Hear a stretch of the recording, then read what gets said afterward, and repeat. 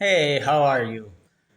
So, in the last few videos, I talked about connecting with deceased people, deceased loved ones, but also people outside of your uh, your soul family. Let's put it that way. Um, we do that through deep meditation. So, how does deep meditation work? This is sort of like uh, a beginner's guide to meditation. Um, you have to understand the brain operates in on different levels of operability, and that is associated with different brain waves. Uh, those are frequencies that our brain operates on. So we have five main brainwave levels. We are normally in our daily lives, we are operating on a beta frequency. Beta is normal awareness. Um, then we have gamma. Gamma is extreme alertness. So that happens, for example, if something occurs that really upsets us, or there is a fight or flight response needed, or we are really under a lot of pressure and we need extreme alertness. So those two are not useful for meditation. Then we go one level deeper. So after beta, we get alpha, and it's important to remember this is not following the Greek alphabet order, but those are just the labels given to those brain states. So not in any particular alphabetic order. Okay, so then we go to alpha. Alpha is a relaxed state of mind. Um, this is this is okay, but this is not where we want to be in meditation as well, because it's simply not deep enough. Um, it's good for relaxation, but it's not good enough for meditative state. So when we go down the ladder, one more step, we end up with theta. Theta is considered deep, relaxing state, and or we call it meditative state. It is also associated with deep sleep. For example, when you dream, you are in a theta state of mind.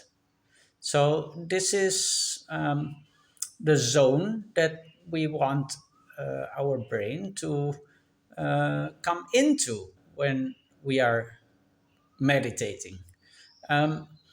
There is one state that is more deeper, and that is delta.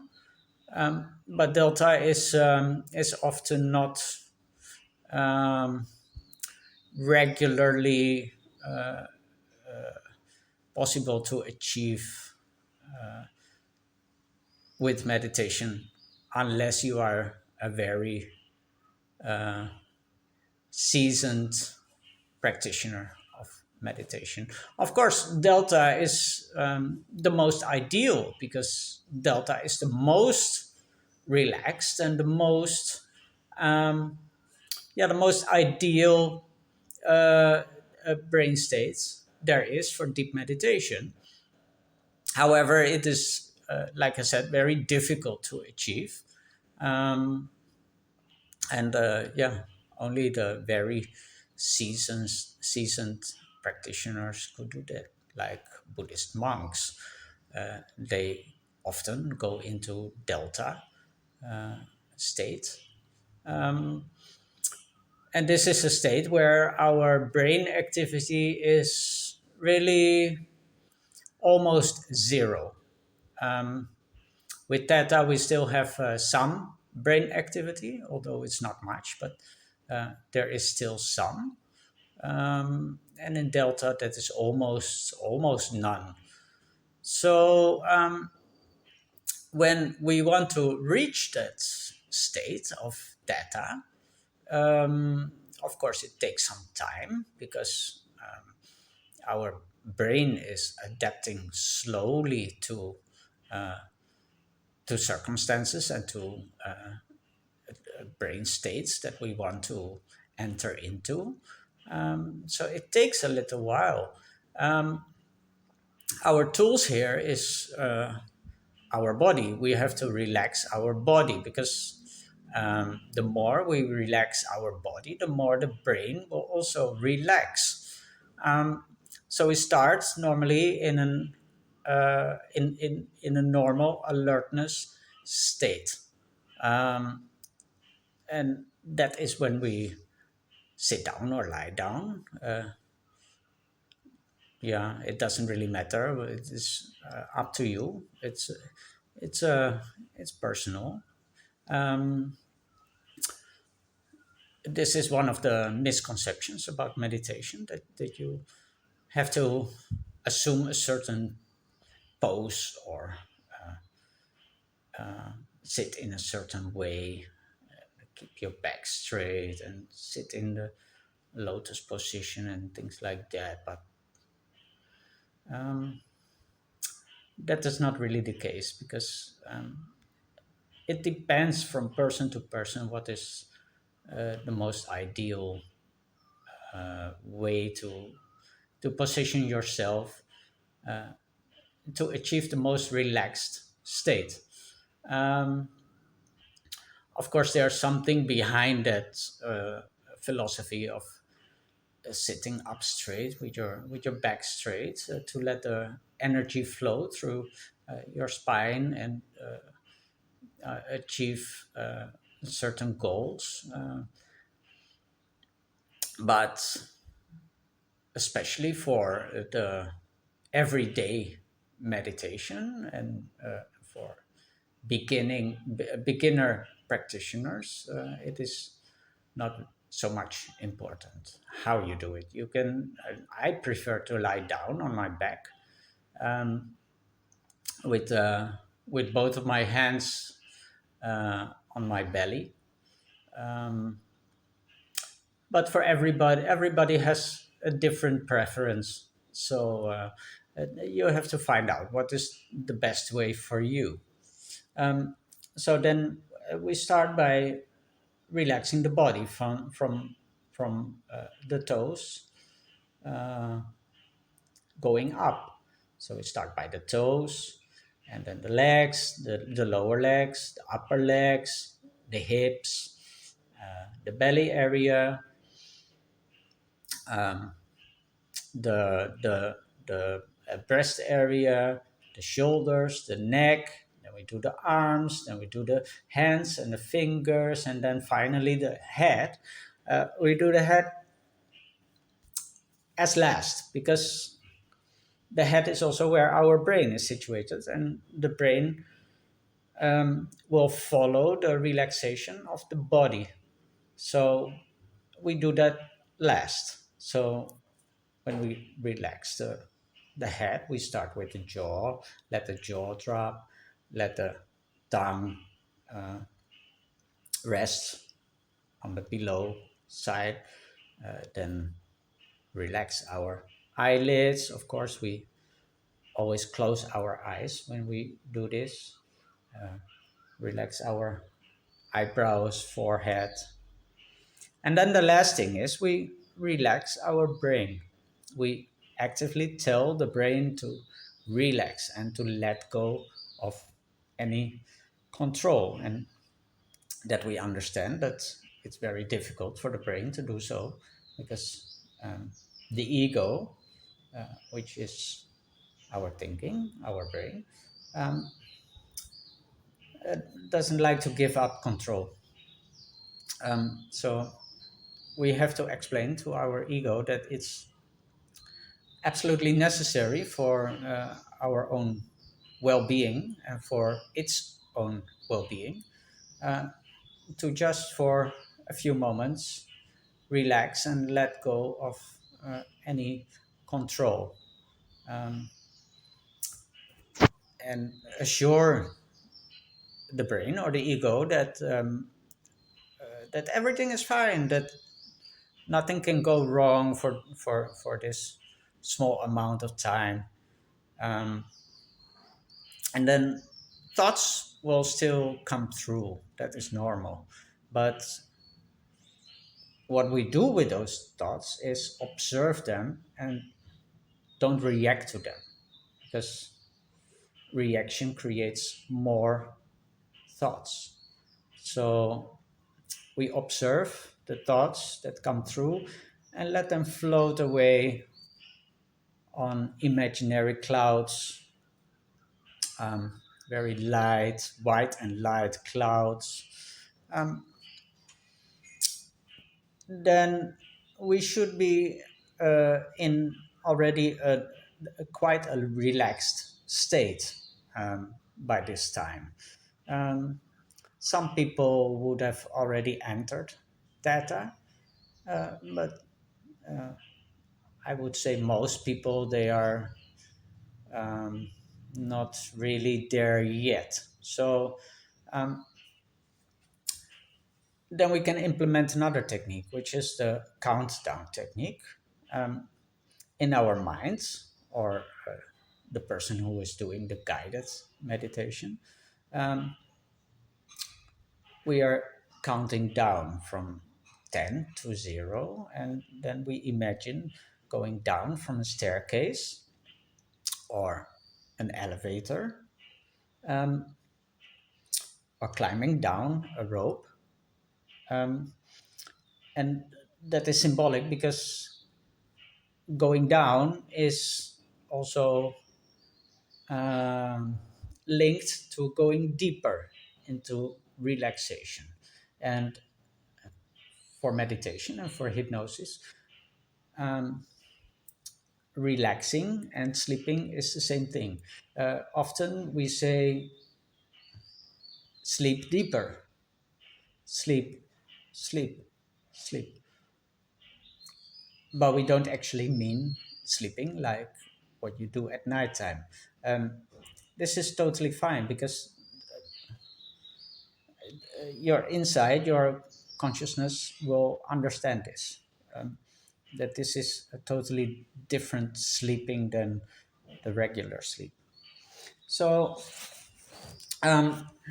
we are counting down while we are going down from a staircase or an elevator or something like that, whatever you most prefer.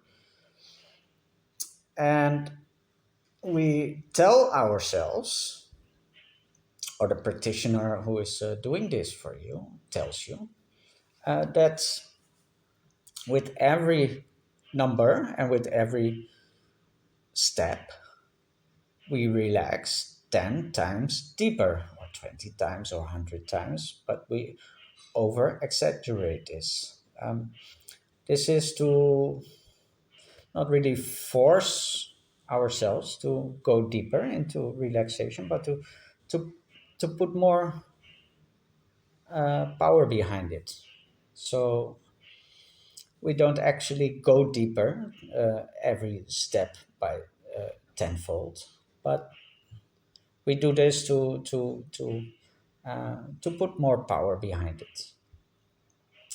So with every step down, we go 10 times deeper into relaxation. Um, and by the time we reach the last step and we go down the last step, you should be by that point quite surely in a theta state already. Um, we can expand this and go even deeper with other techniques. like the open the eyes and close the eyes, open the eyes and close the eyes method, for example. And there are a lot of other techniques as well. Um, but of course, that will make the meditation session or the hypnosis session, because meditation and hypnosis are basically the same thing, um, quite long. So, uh, especially for those individuals who are just starting, um, I would say an hour or an hour and a half would be more than enough time. Then we also have to deal with something called paralysis. If we lie down and don't move, or for most people, is it's 1 hour or 1 hour and a half. Um, the body starts to fall asleep. Um, you don't feel your. It starts usually with the fingers and the hands. Um, in the beginning, you don't feel your fingers and your hands anymore, and your arms, and then your legs. That's completely normal. So that is what happens in during the first hour or so. Now, a little bit later, those body parts that already fell asleep, um, that are already in sleep paralysis, um, they can start to feel a bit painful, and that pain could become stronger and stronger. And for a lot of people, it ends with the entire body feeling very painful, and um, um, the urge to start moving becomes so heavy that um, you almost don't have a choice. This is not real pain. This is a trick of your mind, a trick of your ego to force you um, to start being active again. So even though we don't recognize this as a trick from the brain, it is. This is more like a thing that it does on its own. We are not aware of it per se. We are not conscious about, because there's a lot of things that the brain does that we are not conscious about. Actually, um, more than 90% of what the brain and the rest of our body does, we are not conscious about. So this is very normal that pain or agitation arises. And this is the most difficult part for meditation, because we really have to practice, train ourselves to go through that phase. And it doesn't last very long, although it might seem very long, because moments of pain always seem to last longer than than normal, than other events. But uh, in real time, it usually doesn't last too long. It could last maybe a good 20 minutes or so. But after that, it becomes less and less and less. And then we can declare victory, because basically after that, we can continue to meditate for 2 hours, 3 hours, 4 hours, 5 hours. Um, and you don't you're not able to do this right from the first time. This really takes a few times, maybe even 20 or 30 or 40 times for some people, to um, to get the hang of this, to to be tough enough to go through this pain and let this pain or discomfort, because for some people it's not pain but it's just discomfort. It could be itching, it could be other forms of discomfort, to go through this. um, in the beginning it takes a lot of courage, and yeah, it's not easy, but once you train yourself to actually go through this, um, then you are at a very nice place. Um, so that is how we go into deep meditation, and from there we can basically do anything that your wildest dreams can imagine. Um, Now, what would happen if we do the same thing? We let the body fall asleep and go through these moments of pain or discomfort. But instead of totally relaxing the mind, we keep the mind active. What would happen then? Well, that is leading to something that we call astral travel or out of body experience. Um, when we do that, we can actually, with our own mind, with our own awareness, go anywhere in the world or anywhere in time. Um, and this is not really like a dream, this is real.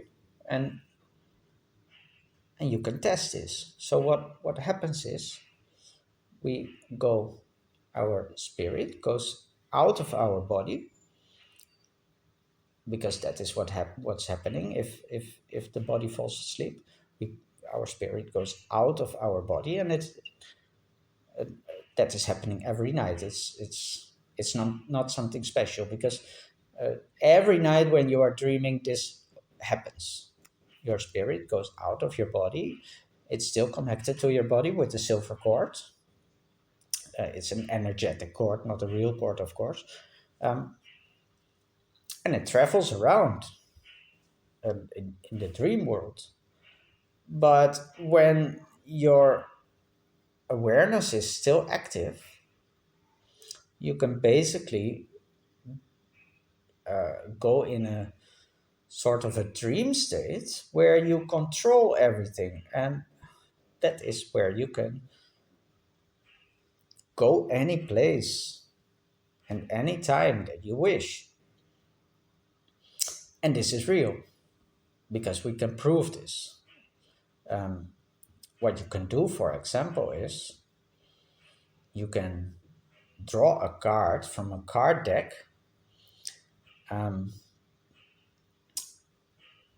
Then what you do is you don't look at it, but you hold it with the back in front of you, and you take your phone and you take a photo of it, so that you always have the proof that whatever is showing on the other side is really what is there. um, and then you can put it down on your desk or on top of a cabinet or something like that. And then when you go out of your body, you go and look what is on the other end of the card. Um, and when you wake up, you go and look. You go and look. And of course, when you wake up, you have to remember, what did I see? You will. In the beginning, it's difficult to remember. It's similar like dreams, because dreams are also difficult to remember if you're not really trained to remember your dreams. But after a while, you will be able to remember what is on the card. Then you wake up and you check. You go and check.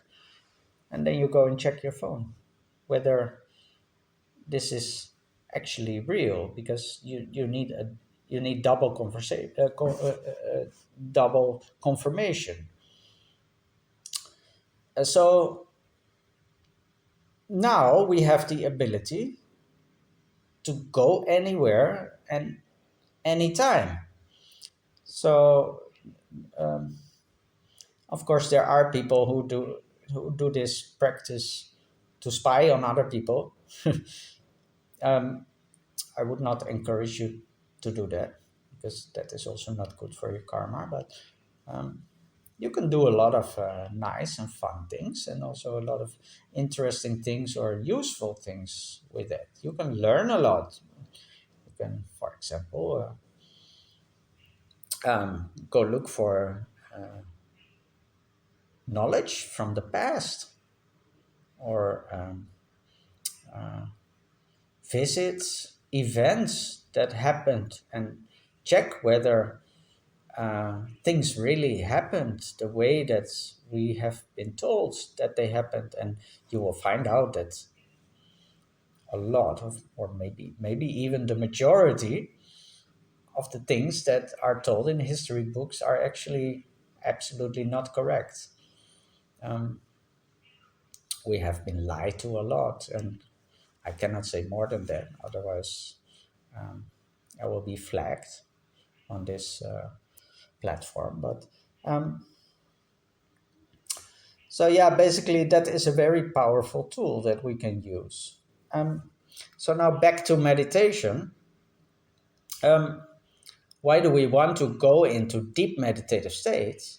Because our brain is not active anymore, and